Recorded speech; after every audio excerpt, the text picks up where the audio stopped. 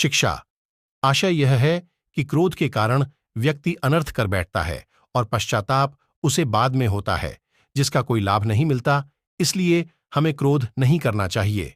असल मायने में क्रोधित व्यक्ति अछूत हो जाता है और उसे अकेला छोड़ देना चाहिए।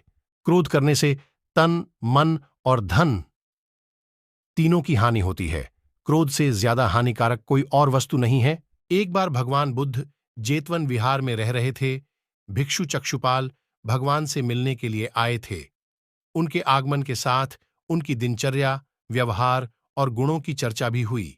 क्या आपने कभी गौर किया है कि कभी-कभी तो हम बैठे-बैठे ही थक जाते हैं और कभी-कभी हम बहुत ज्यादा काम कर लेते हैं और फिर भी हमें थकन महसूस नहीं होती। आप पूरे दिन घर पर बैठे रह सकते हैं, लेकिन पूरे दिन बैठे रहने के बाद जो ऊब पैदा होती है वह हमारे शरीर को निढाल कर देती है, हमें थका देती है। लेकिन वहीं हम कोई खेल खेलते हैं तो हम उसमें खूब भाग दौड़ करते हैं, खूब शरीर को थकाने की कोशिश करते हैं, मन का मंत्र। लेकिन खेलने के बाद एक चुस्ती महसूस होती है, जैसे शरीर का रोम रोम खिल उठा हो। अगर आप देखें तो यह बात अपने आप में एक विरोधाभास है, क्योंकि प्राकृतिक रूप से होना तो यह चाहिए कि जब आदमी खेलता है तो उसका शरीर थकता है, इसीलिए खेलने के बाद उसे थकावट महसूस होनी चाहिए। और जब आदमी खाली बैठता है, मन का मंत्र, वह अपने शरीर को थका ही नहीं रहा, वह तो आराम कर रहा है। फिर उसे थकावट क्यों महसूस होती है? सकारात्मक सोच का महत्व खाली बैठने में। अगर आप इसका जवाब जानना चाहते हैं तो इसका जवाब है हमारे मन की ऊब। जहां तक शरीर की बात, शरीर को थकने से मन नहीं थकता, और अगर आपका मन थक जाता है तो आपका शरीर साथ नहीं देता। ऐसा ही होता है खाली बैठने में, और मन की इस ओप को हम तनाव कहते हैं। आज की जो कहानी मैं आपको सुनाने वाला हूं, उसमें आपको तनाव के बारे में सारी जानकारी मिल जाएगी। और अगर आप तनाव को समझ लेते हैं तो आपके जीवन से दुखों का मिटना निश्चित है, क्योंकि दुख तनाव के कारण ही पैदा होता है। तो चलिए इस कहानी से हम तनाव को समझते हैं।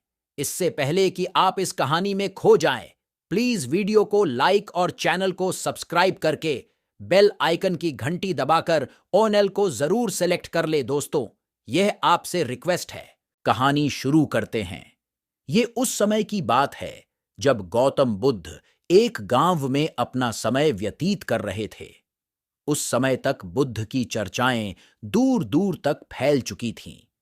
काफी दूर दूर से लोग अपनी चिंता और दुखों के बारे में गौतम बुद्ध के पास समाधान खोजने के लिए आते थे। मन का मंत्र। ऐसे ही एक दिन जब गौतम बुद्ध आश्रम में अपने शिष्यों को उपदेश दे रहे थे, तो एक अधेड़ उम्र का आदमी अपने 13 साल के लड़के को साथ लेकर गौतम बुद्ध की तरफ चला आ रहा था। गौतम बुद्ध ने एक नजर उस पर डाली और उपदेश में बैठने के लिए कहा। जब उपदेश खत्म हुआ तो गौतम बुद्ध ने उस आदमी को अपने पास बुलाया और अपने पास बैठने का इशारा किया।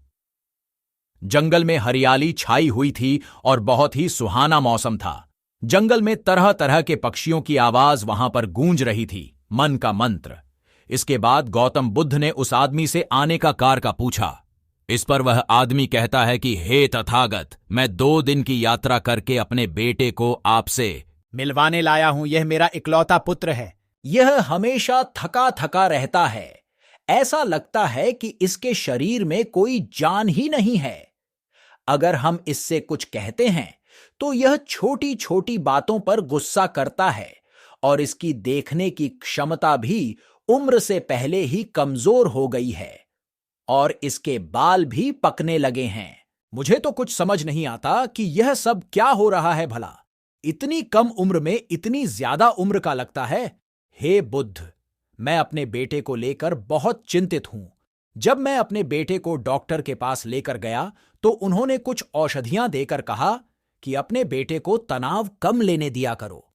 वह अपने दिमाग में बहुत तनाव लेता है और इसी वजह से उसकी ऐसी हालत हो रखी है। लेकिन उनके लाख बताने पर भी मुझे तनाव का मतलब समझ में नहीं आया।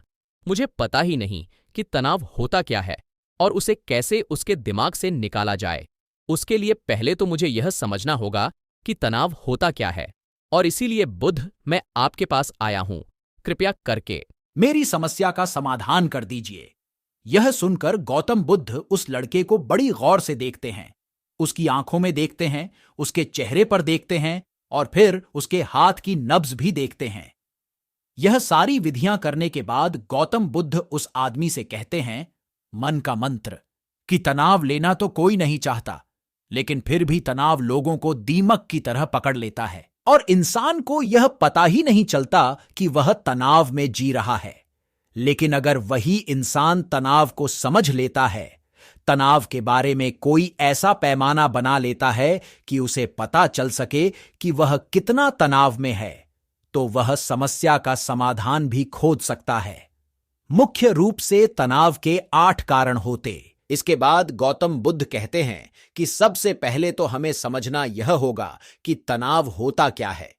जब कोई इंसान कोई काम कर रहा होता है और उसका मन कहीं दूर भटक रहा होता है, काल्पनिक में होता है, तो उससे शरीर और मन के बीच में दूरी पैदा हो जाती है, मन का मंत्र।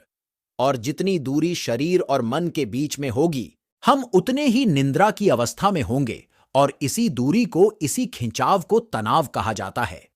कोई आदमी खेलने के बाद फुर्ती महसूस क्यों करता है? हालांकि उसने अपने शरीर को थका है, लेकिन समझने की बात तो यह होती है कि खेलते वक्त मन और शरीर पूरा उस खेल पर केंद्रित होता है, जिससे शरीर और मन में दूरी पैदा नहीं होती और इसीलिए कोई तनाव पैदा नहीं होता। जरा सोचिए कि वही बेटा अगर अपने बाप के हिसाब से नहीं चलेगा, वह नहीं बन पाएगा जो उसका बाप चाहता है, तो फिर उसके पिता के मन को तनाव पकड़ लेगा। इसलिए किसी से भी अपेक्षा नहीं करनी चाहिए, ना ही दूसरे से और ना ही खुद से। इसके बाद तनाव का अगला मुख्य कारण बताते हुए गौतम बुद्ध ने कहा कि मन का काम करने से भी तनाव पैदा होता है। जिस काम में हमारा मन नहीं लगता, जिसमें हमारी रुचि नहीं होती, तो उस काम में हम अपना मन नहीं लगा पाएंगे। हमारा मन कल्पनाओं की उड़ान भरेगा और हमारा शरीर वहीं बैठा रहेगा। इसीलिए दोनों में दूरी पैदा होने की वजह से यह भी तनाव का कारण बन जाता है। इसीलिए आदमी को सिर्फ रुचि के हिसाब से ही काम करने चाहिए। इसके बाद गौतम ने कहा कि शारीरिक दुख भी तनाव का कारण होता है। जब आदमी को कोई शारीरिक कष्ट होता है, तो आदमी का मन इस बीमारी के बारे में सोचता रहता है, जिससे उसके मन में दुख के विचार बनते हैं और वहीं पर तनाव पैदा हो जाता है। यह सुनकर उस आदमी ने कहा कि हे बुद्ध, शारीरिक दुख तो किसी को भी आ सकता है, तो क्या वह आदमी हमेशा तनाव में ही जिएगा? इसका जवाब देते हुए गौतम बुद्ध कहते हैं कि यह बात ख्याल करने की होती है कि हमारा जीवन दुखों का आगार है। जैसे जैसे हमारी उम्र बढ़ती है, वैसे वैसे बीमारियां आती हैं, दुख आते हैं और एक दिन मौत भी आ जाती है। तो बीमारियां जीवन का अभिन्न हिस्सा है। किसी को वह समय से पहले आती है, तो किसी को बाद में आती है। और जब इंसान का मन इसके बारे में समझने लगेगा, तो अपनी बीमारी के बारे में सोचकर ज्यादा तनाव नहीं लेगा, क्योंकि वह जीवन का एक अभिन्न हिस्सा है। और इसके लिए आदमी को शारीरिक रूप से भी अभ्यास करते रहना चाहिए, ताकि उसका शरीर लंबे समय तक स्वस्थ बना रहे। और यह भी जान लो, तनाव का एक मुख्य कारण होता है अपनी योजनाओं को समझने के लिए वक्त ना देना। कुछ इंसानों के मन में कोई ख्याल पनपता है और वह उस पर बिना सोचे समझे काका करना शुरू कर देता है, और जब उस काम में उन्हें कामयाबी नहीं मिलती, में उस काम के प्रति कोई तनाव पैदा ही ना हो। और सबसे आखिरी कारण जो तनाव का होता है, वह होता है मन का मंत्र। ज्यादा सोचना, लगातार सोचते रहना भी एक बीमारी होती है, और इसको दूर करने के लिए आदमी को ध्यान करना चाहिए।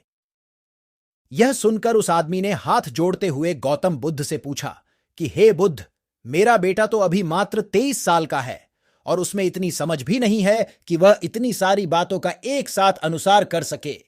कृपया करके तनाव मुक्त करने का कोई आसान सा मंत्र बता दे, जिससे मेरा बेटा उस मंत्र का अनुसार भी कर सके और तनाव मुक्त भी रह सके।